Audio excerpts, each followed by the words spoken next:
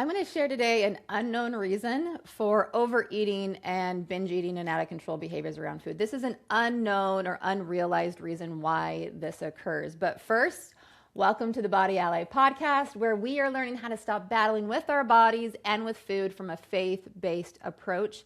And we learn instead how to be an ally with our bodies, partnering with our bodies and accepting them as the gift that God intended them to be. We learn, and I teach here, how to pursue your health goals, not in an effort to prove your value or to come out from the shroud of shame, but as simple acts of love for your God-given body and for gratitude for this gift you've been given. All right, and I'm your host, Kerrie Nygard. Okay, let's get into it. So what is this unknown reason why people overeat and binge eat and have these out of control behaviors with food? What is an unknown reason why you do that? This is what I hear so often when I am working with women, and I've worked with hundreds and hundreds of women, well over 1,400 plus women to date at this point. And what I notice time and time again, and what I notice with myself, and this doesn't just apply to food and body, it applies to everything, but what I see and what I notice, and this goes along with studies as well, is that it doesn't happen, or they seem to only be able to do those habits that will produce the desired results for a short period of time. And why? Because they don't believe it is possible for them. Now that seems like kind of a no duh. You can't do something if you don't think it's possible, but this can be really sneaky. So it can show up like this. I just struggle with food. I'll probably always struggle with food. Losing weight's hard. I'm never able to lose the weight for good. When you practice these types of thoughts, or I can't control myself around chocolate, I just have a sweet tooth, we think these are harmless statements of just fact. But in essence, when it comes to what we know about brain science and neuroplasticity, when you say these things to your brain goes to work to make it a reality for you. That's how this works. Okay? If you don't believe something is possible, your brain literally filters it out of your reality. Gay Hendricks talks about this in his book called The Big Leap. He talks about a upper limit problem, and he identifies the upper limit problem as people, and this can show up in any part of your life, anywhere you want to create a change. Maybe you want to have a healthy relationship, a healthy romantic relationship. Maybe you want to be successful with money and your money troubles, or be abundant with money in your life. But they can't quite seem to get there. And just when they're about to get there, or just when they're really making headway to get there, they engage in lots of sabotage behavior. They start dating the jerk. They start going into debt. They start, right? And in regards to food, they start, instead of releasing weight, they start with the old habits of overeating or binge eating or all day snacking and feeling like they can't control themselves. And what's so funny is that when you live inside your own head, which we all do, it's hard to see. But from my perspective and from studies, what we know is, and combine that with brain science, we know that what we believe about ourselves is key. Now, there's been some studies. Now, I'm going to cite the findings of a few different studies. There's the self-efficacy theory. This is by someone by the name of Bandura. There's the identity-based motivation. This is by Oysterman. And then there's the self-determination theory by Deci and Ryan. What these studies together find is that people with higher self-efficacy are 2 to 3 times more likely to maintain a healthy behavior change. And what's self-efficacy? It's simply someone's belief about themselves that they can do it. And this is the strongest predictor of sustained permanent change. In essence, if you believe that taking care of your body is really hard, or reaching health goals is hard, then your experience with it will be hard. If you think, no, I'm just never going to be able to do it, it's just failure after failure, then that will be your result. Because even in the moment when you start to achieve it, your brain's going to say, nope, And Dr. Gay Hendricks, he talks about this upper limit, right? That the moment when you start to get what you want, your brain, your subconscious brain, not your conscious thinking brain, but you will have strong urges to engage in behavior that will bring you back within what is known, back within the realm of what your brain believes about you. Now, this is really important. Your lower subconscious brain, where all the neural pathways and habits and automated behaviors reside, is well over 90% of your thoughts, and you're not aware of them. However, this part of your brain is programmed by your conscious thinking higher brain, your prefrontal cortex, the part of your brain where your God-given ability to choose, your God-given ability for agency, all of this exists within your prefrontal conscious thinking self. And this is also where you're able to use logic and reasoning. Lower brain does not operate by logic and reasoning. Your lower brain will believe, your subconscious brain, same thing, will believe whatever your higher brain, your true conscious prefrontal cortex has told it. My kids, when they say, oh, I'm not good at reading, I'm not good at learning, I say, whoa, whoa, whoa, do not tell your brain that, because then that's what your brain will believe about you. The truth is, right now, you're having a hard time with whatever it is. You have to be really mindful about what you tell your brain about yourself. So if you're telling yourself that I'm never going to be able to do this, I just don't know if I'll ever be able to do this, then guess what? Your brain will make that true. Even if you begin to make headway, you will begin to have fear of, oh no, things have been going pretty well. When's the shoe going to drop? When am I going to hit a wall? When is this going to go back to the way it's always been? Instead, you have to do identity work to reprogram that lower brain. And it's not like, when I talk about this and you realize what's been going on, sometimes you think you have to clean house, like you have to bowl down the house and rebuild. No, a little bit of mindfulness goes a really long way.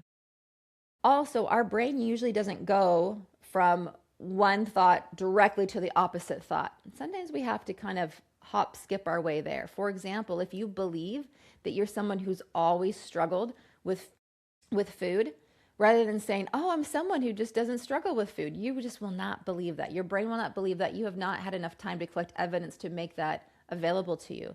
So instead, you need to think thoughts like, I wonder what it would look like if I believed this were possible for me. What would it feel like in my body if I had the self-efficacy, if I had the belief that I could do this? How would it feel in my body? Maybe I could just practice that belief for today. Just feeling that feeling of self-belief that it's possible for me. It used to be that I didn't think it was possible, but now I'm someone who believes that maybe it is possible. What might that look like? It's kind of like the child who's scared to get in the swimming pool. If you push the kid in, then they get ticked off and they don't trust you, right? And then they cower in the corner, scared to get in the pool.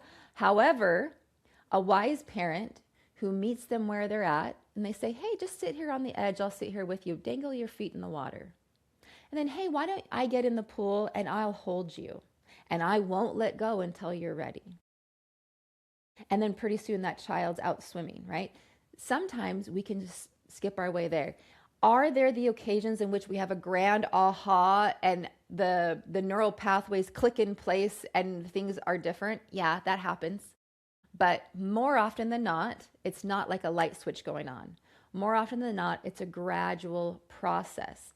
And when you know some specific things about programming your brain, when you take a little bit of intentionality, then you're able to control or rewire those beliefs about yourself.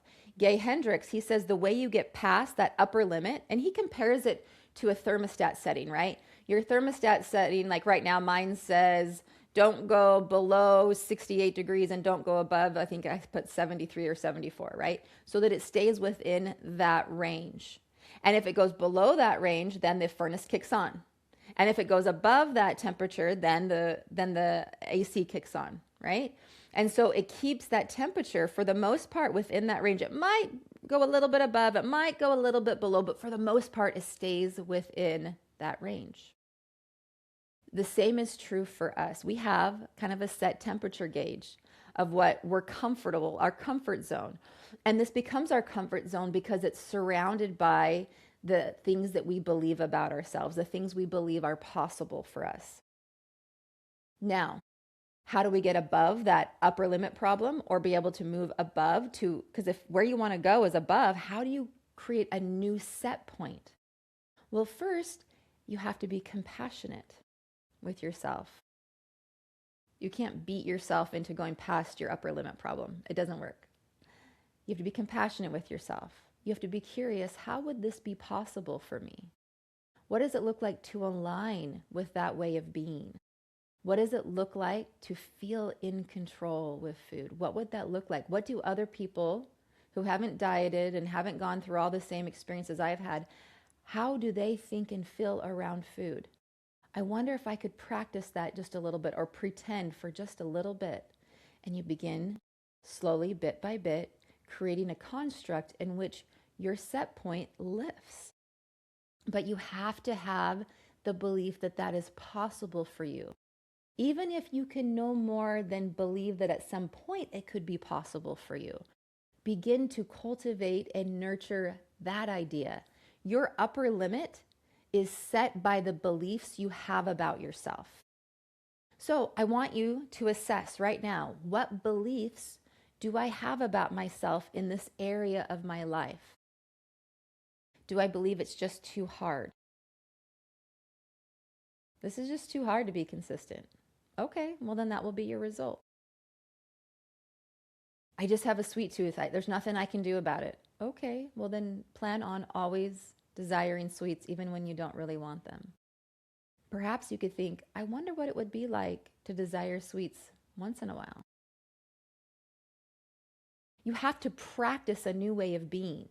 You cannot reach a new result and have that be a new set point, a new way of being, unless you change the beliefs of your set point. That's how you lift your set point. And the only way you can change those beliefs is first to become aware of them. And second is to not judge yourself for having them. There's good reasons why all of our beliefs exist. As soon as you judge them or shame yourself, if you think, oh, I shouldn't be feeling that way, or I should have gotten over that by now, you cement it in place. Guilt, shame, self-judgment, those are the ways to cement that upper limit in place. So first, you have to become aware of what is the belief I have about myself. Second, you have to, instead of judgment and shame, apply compassion and curiosity. Oh, that makes sense because I'm human and I've been telling myself that for so long. Okay. See, it used to be one of my upper limit beliefs about myself was that I'm not where I'm supposed to be. And I practiced that over and over and over again. So as soon as I would reach a goal in my health, in the area of health in my life, I wouldn't stay there for very long because I had a belief that I'm not where I'm supposed to be. So if I reached a goal, which in my mind would mean that I'm where I'm supposed to be, I couldn't stay there for longer than a minute. Because my belief that I had practiced over and over and over again is that I'm not where I'm supposed to be. In essence, I'm not who I'm supposed to be.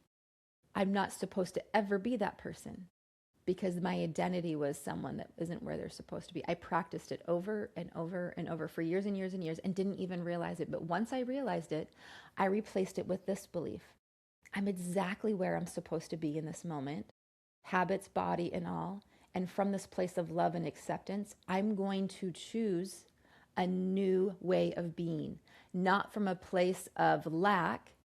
I'm not going to try to escape my way of being. I'm going to create a new way of being. And in order to create, you have to have the building blocks of creation, which include faith, which include belief. If you don't have faith and belief that you can create something new, and belief, right, that self-efficacy that you can do that, and if you don't have belief in yourself, then I suggest that you borrow my belief, your belief in God, right? Ultimately, right? And so I began to believe that I'm exactly where I'm supposed to be in this moment. And as I love and accept myself here, I claim my power to create something different in the moments to come. And from that place, I began to create a new set point. I now believe about myself that I get whatever I truly go after. I now believe that self-control is absolutely possible for me in any moment. I just choose it. And that allows me to go wherever it is that I want to go, whether it's my health goal or not, or some other type of goal in my life. So again, you have to have the self-efficacy, the belief that it's possible for you. All right, ladies, thank you so much. Check the description down below. I'm doing some live free classes lately. Sign up, come. I'd love to tell you all about the 4 real key shifts that I teach in this class. It's called Peace with Food and Body. And I teach 4 key shifts that the women that work with me are able to make to be able to bridge this gap of being in a place of struggle to move to a place of peace and ease and rhythm with your body and moving towards your health goals. I'd love to share it with you. Click down below, join, it's free. There's also some other links down below for some of my content. I'd love to share it all with you. Remember, ladies, you were not put here on this earth to struggle and be constantly thinking about losing weight. You were put here to live out God's purpose and plan for you. Thanks so much, and we'll see you again soon. Bye-bye.